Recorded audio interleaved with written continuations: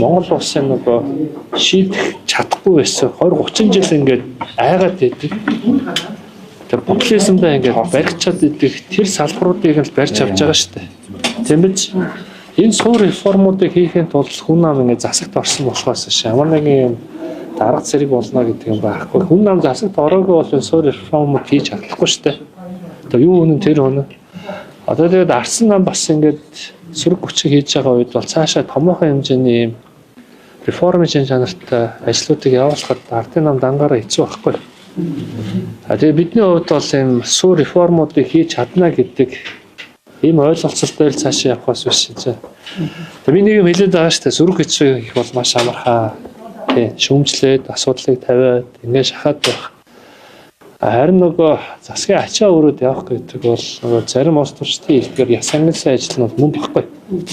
Тэгээд болохоор энийг бол одоо хүн ам бол хариуцлагатайгаар дотор уралдаж байгаа шийднэ. Яг гоо засагт хамтарснараа бол ингээ ачаа өрөө явж байгаа чинь нөгөө талдаа одоо хүн амд бол иргэд ялангуяа залуучууд маш их найж ирсэн боловч засагт хамтарснаас хойш те эрх баригч намын бүгд орчлоо гэдэг юм шүүмжлүүд явсан шүү дээ. Тэр зүгээр нөгөө залуучууд биш байхгүй юу? Зүгээр манай нөгөө хүн ам санал аваач. Хүн ам л байхгүй бол бид нар сайхан жаргачих гэдэг нэг хэсэг хүмүүсийг л нэг юм сошиал явуулга болохоос биш.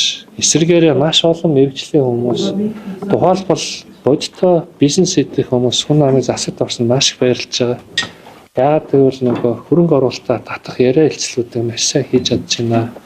Эрчим хүчний салбарынхан бол маш баяртай байгаа шүү дээ. Яагаад гэвэл нөгөө үе үед л хойшин шийдэл явуулдаггүй байсан тэр гацаагийн гаргаад зоригтойгоор энэ тарифын өөрчлөлт хийх бол болохгүй гэдэг ард түмэн бол дургуй шүү дээ тэр. Тэгтэл энэ нэг реформо эхлүүлээд хөрөнгө оруулалтаа авчираад бодлогыг нь гаргаад ингэ явах чинь ажил хийдэг хүмүүс бол бүгдээр маш сайн ингэ дэмжиж байгаа. Таны хувьд одоо хөрөнгө оруулалт талаас нь юу яриад байна шүү дээ. Одоо ингэ сүүлийн жил хүрэхгүй хугацаанд одоо 3 ерөнхий сайдаа сонгох чинь. Одоо энэ бол хөрөнгө оруулалтаас гадна одоо гарах өөр нөлөө юм. Одоо би бас тийч хэлээд байгаа шүү дээ. Анх одоо оюун эрдэнэ суугаан төмөр хоёртой би ярьж байгаад бол за бид нар үндсэн хуулийнхаа нэмэлт өөрчлөлтийг хийсэн. Бид нар баруун Европын загварыг авсан. Бид нар хуучин Америк нэгдсэн улсын хоёр намтай загварыг аваад ажиллахгүй байхгүй. Яагаад ажиллахгүй бүгдээрээ мэдж байгаа. Америк нэгдсэн улс чинь 200 үндэстэнтэй холбоонд орсон байхгүй. Тэнд бол нөгөө хоёр намын загвар нь ингээд олон ийм үзэл бодолтой сегментүүдийг чинь нийлүүлэхэд хоёр намын тогтолцоонд ажиллаад байхад Монгол улс нэг үндэстэн 3.5 сая хүн амтай ийм улсад хоёр намын тогтолцоо огт болохгүй. Тэгээ хоёр намын тогтолцоогоор хөгжсөн улс байхгүй сүүлийн дампуурс улс бүгд энэ нөхгүй. Тэгвэл бид нар баруун Европын загвар руу орж байгаа бол энэ ингээд олон намын тогтолцоотой парламенттай арчлалтай нийлээд хамтарч ингэж явдаг систем. Тэгэхээр өнөөдөр арчсан улсууд, үнэт зүйлтэй улсууд тэгээ хөгжлийг авчирья гэсэн хөгжлийг аваад ирсэн улсуудын загвар нь бол тэр. Зүгээр юу ч нэ ийм л ихтгэл уншлаар бид нар ингээд хамтарч орсон. Энийг бол залуучууд юм уушдаг хүмүүс бол сайн ойлгоно.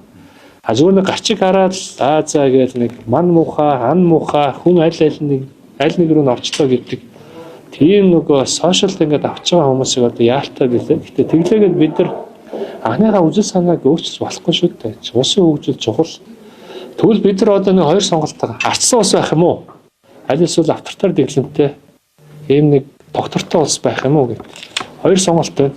Арабаар дүүрэн хаан засаглал байна шүү дээ. Тэгээ хөгжсөн 50 жилийн өмнө Тэмээтэй явж байсан одоо нэг Катар, Кувейт, Сауди Араб бид нар ч өнөөдөр ямар хөгжсөн байгаа илээ. Тэнд чинь төр засгийн доктортой байна. Манай хажуу талд байгаа Казахстан гэдэг ерөнхийлөгчийн засаглалтай өнөөдөр Монголын эдийн засгаас бол одоо 10 дахин илүү эдийн засгтай юм л ус болчиход байна шүү дээ. Гэхдээ Монгол улс арчилсан ус байгаад байна. Одоо хөгжмөр шүү дээ. Хөгжихэд бол бид нар хамтрах хэрэгтэй. Уулаасаа бид нар үндсүүлэх үзэл санаа ингэ хийцэг. Тэрийг нөгөө зарим хүмүүс ойлгохгүй хоёр нам л байх хэрэгтэй, нэг нь шүүмжлэх ёстой. Ардын нам муухай, ардын намыг л шүүмжлүүлэх гоё. Засагт хамтрах юм бол энэ ардын намын одоо хүмжилт орчлоо гэдэг нэг хөгийн популизм хийгээд байгаа уучлаарай. Улс төрөө ойлгооч, дэлхийг ойлгооч, ачсан тогтоогоо ойлгооч. Ийм болохоор хүн намын хувьд бол бид нар улс орны эрх ашиг чухалж үндсүүлэн нэмэлт өөрчлөлтийг манлайлж хийсэн.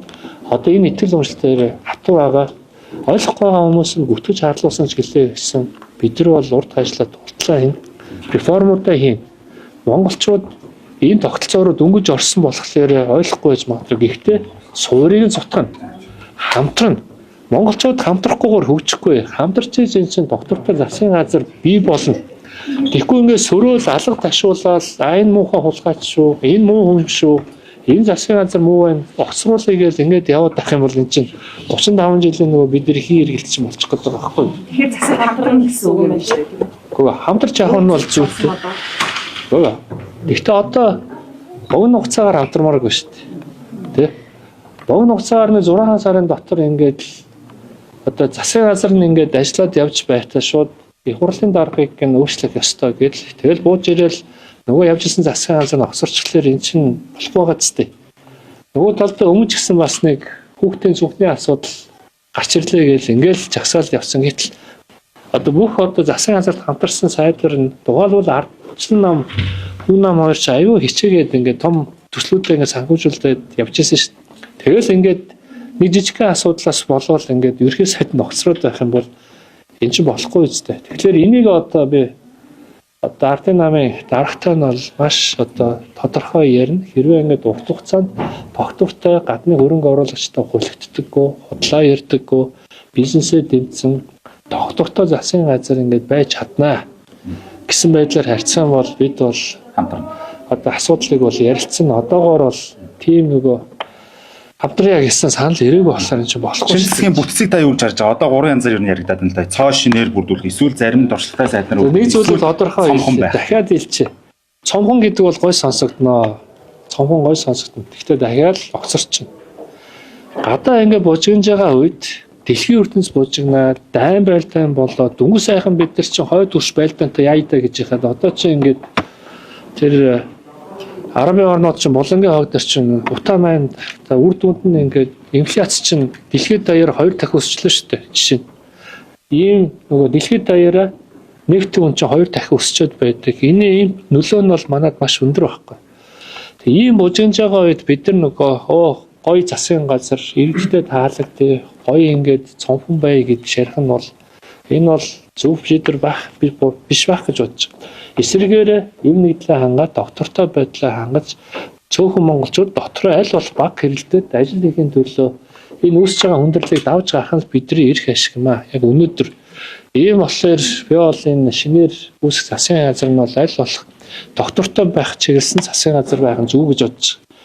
А мэдээ сүрэг бүчин бол байр сууриа ингээд илэрхийлээд явах нь бол зүйл баг. Гэхдээ одоо Монгол улсаа бүгдээрээ бодцгоё. 35 жил хэрүүл хийлээ штэ. Тэгээ сүрлөө боломжуудаа хаалаа. Зөвч бурууч бүх юмыг ингээд үгүйсгээл шинэ гарч ирсэн засгийн газар нь өмнөхөө ингээд буруу шаагаад ингэж явсаар хагаад Монголтой чинь бизнес хийх, хөрөнгө оруулах өмч олдгоо байлаа. Дотгошоо бас бизнес хийх хүмүүс нь ч бас гадагшаа явдаг болчихлоо. Тэгээ цаашаа яах вүлээ тийм ээ. За баярлалаа.